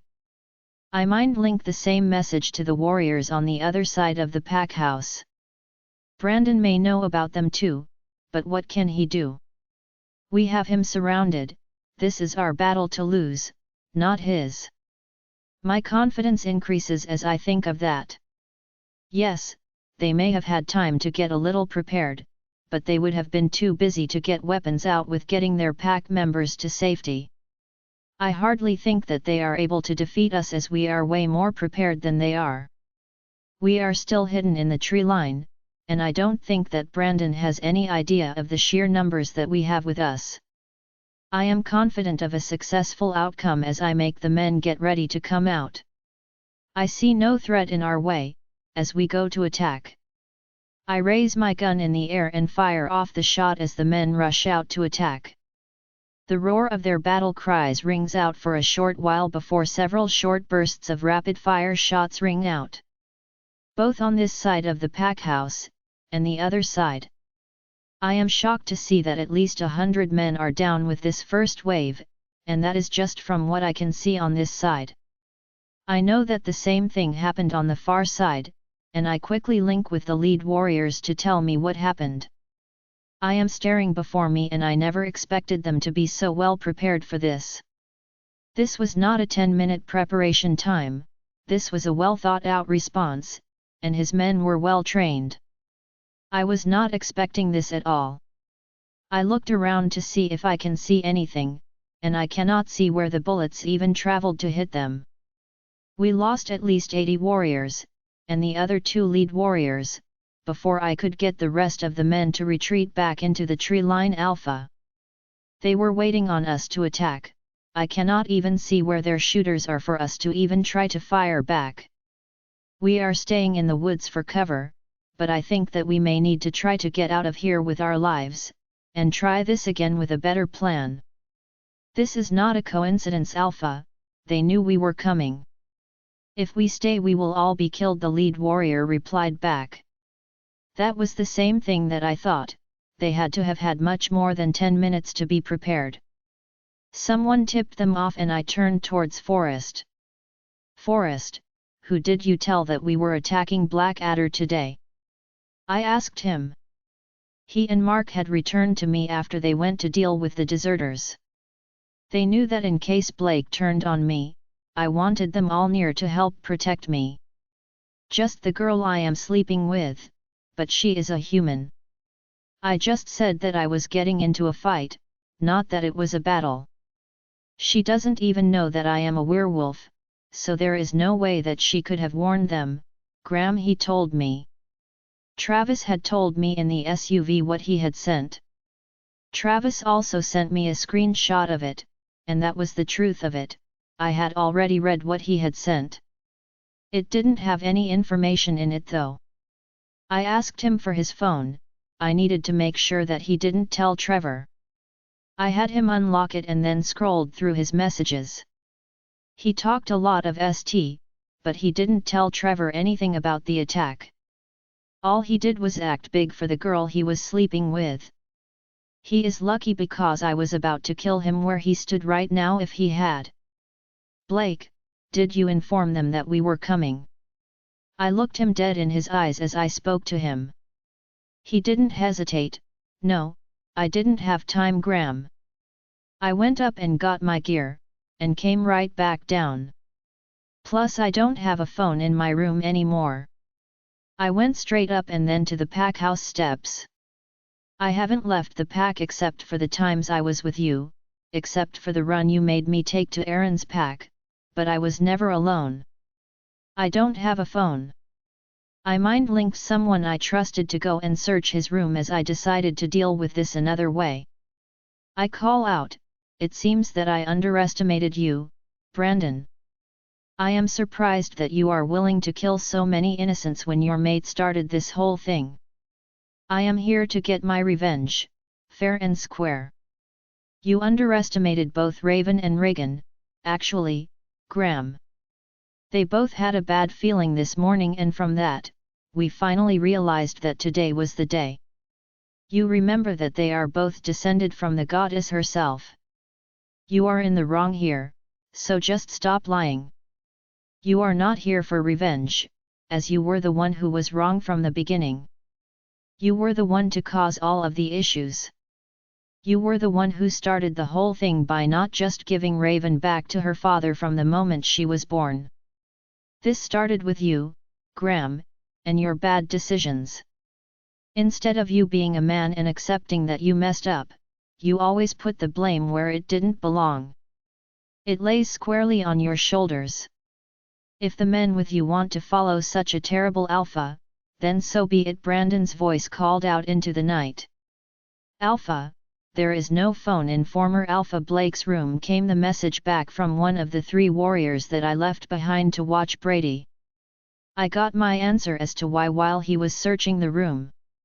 I knew he hadn't used Casey's phone as I had sent her into the city to go shopping with her friends this morning.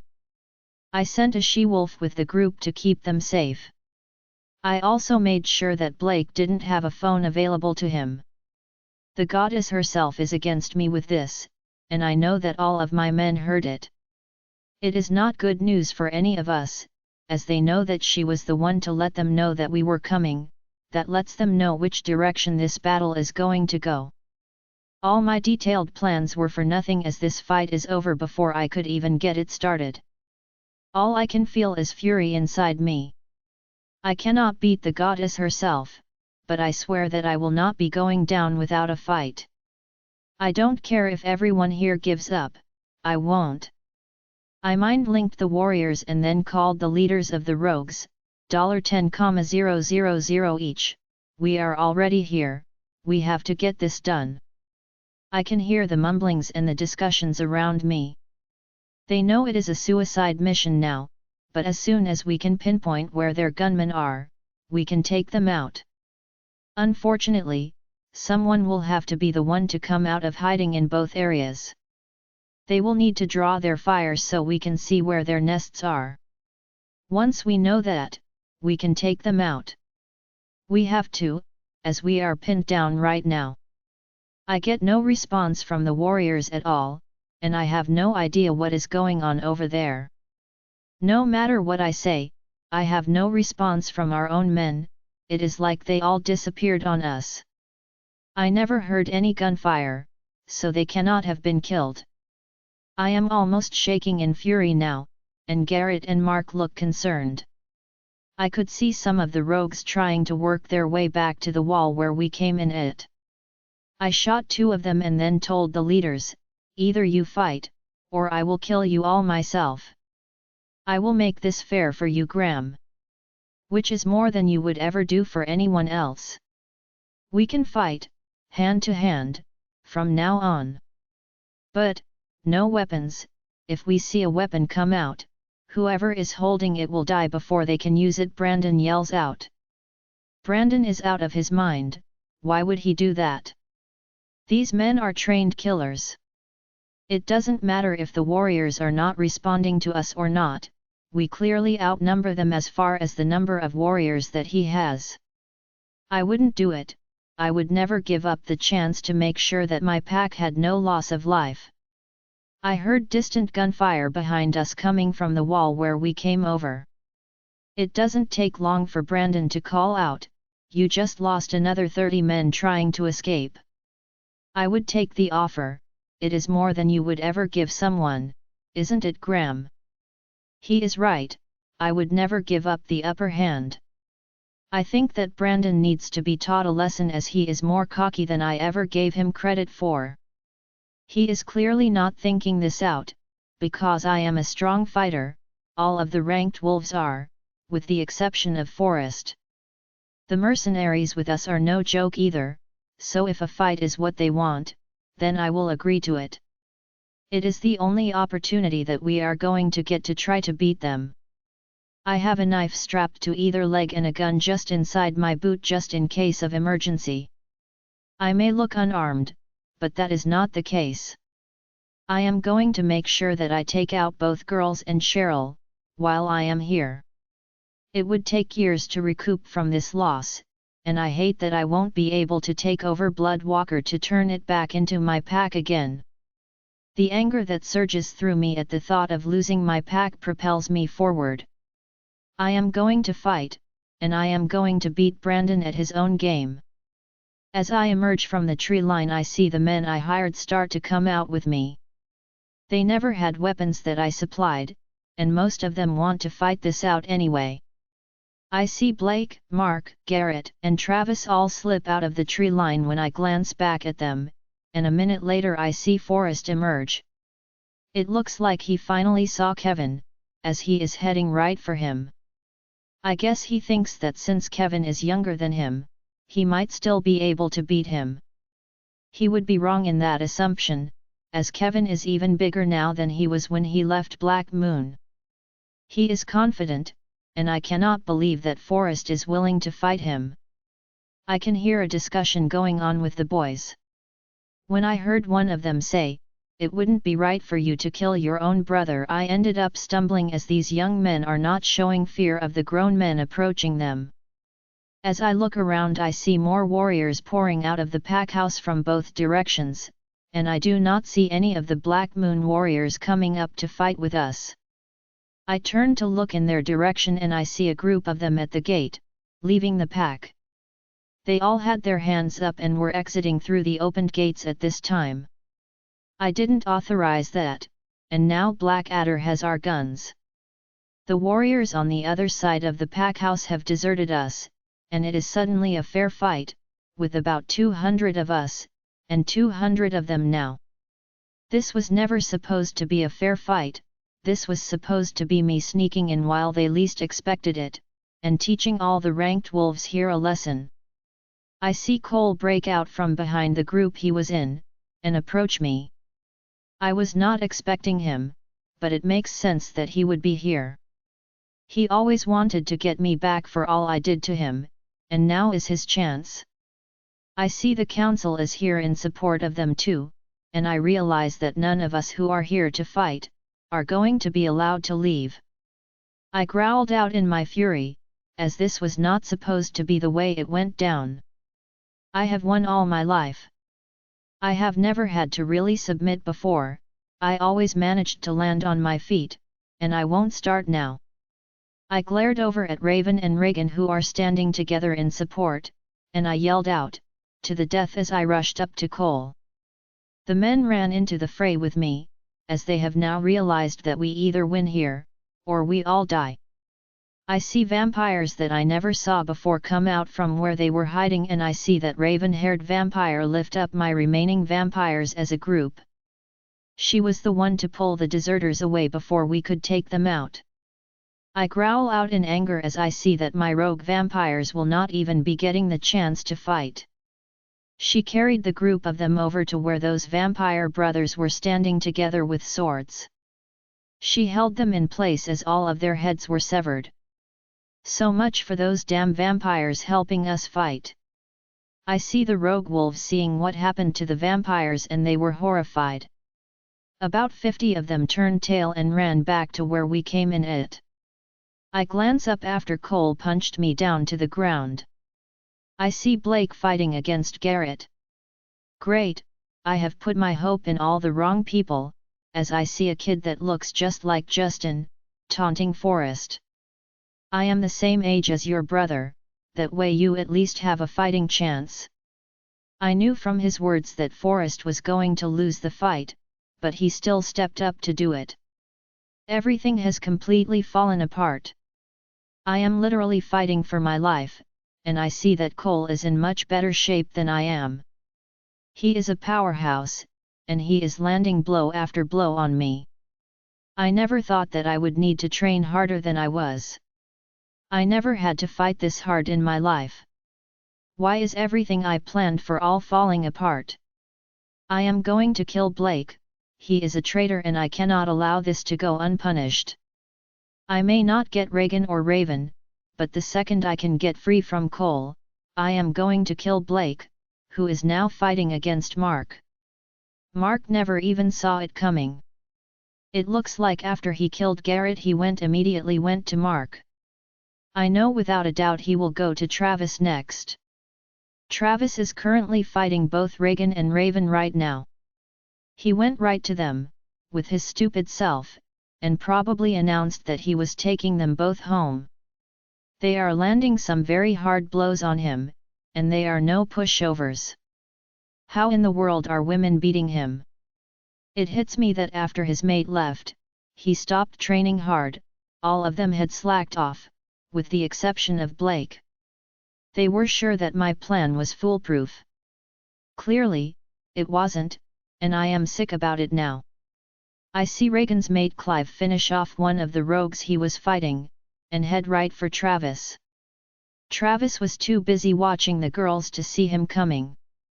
His neck was snapped in a hurry, and he was dropped to the ground. That is it. I cannot keep from moving on. I need to end this fight with Cole and go take care of Blake and that vampire. If nothing else, I will get that done. I wait for Cole to go to punch me again and slipped my knife into his right side. He hits the ground hard and I ran towards Anton, who was fighting with a rogue.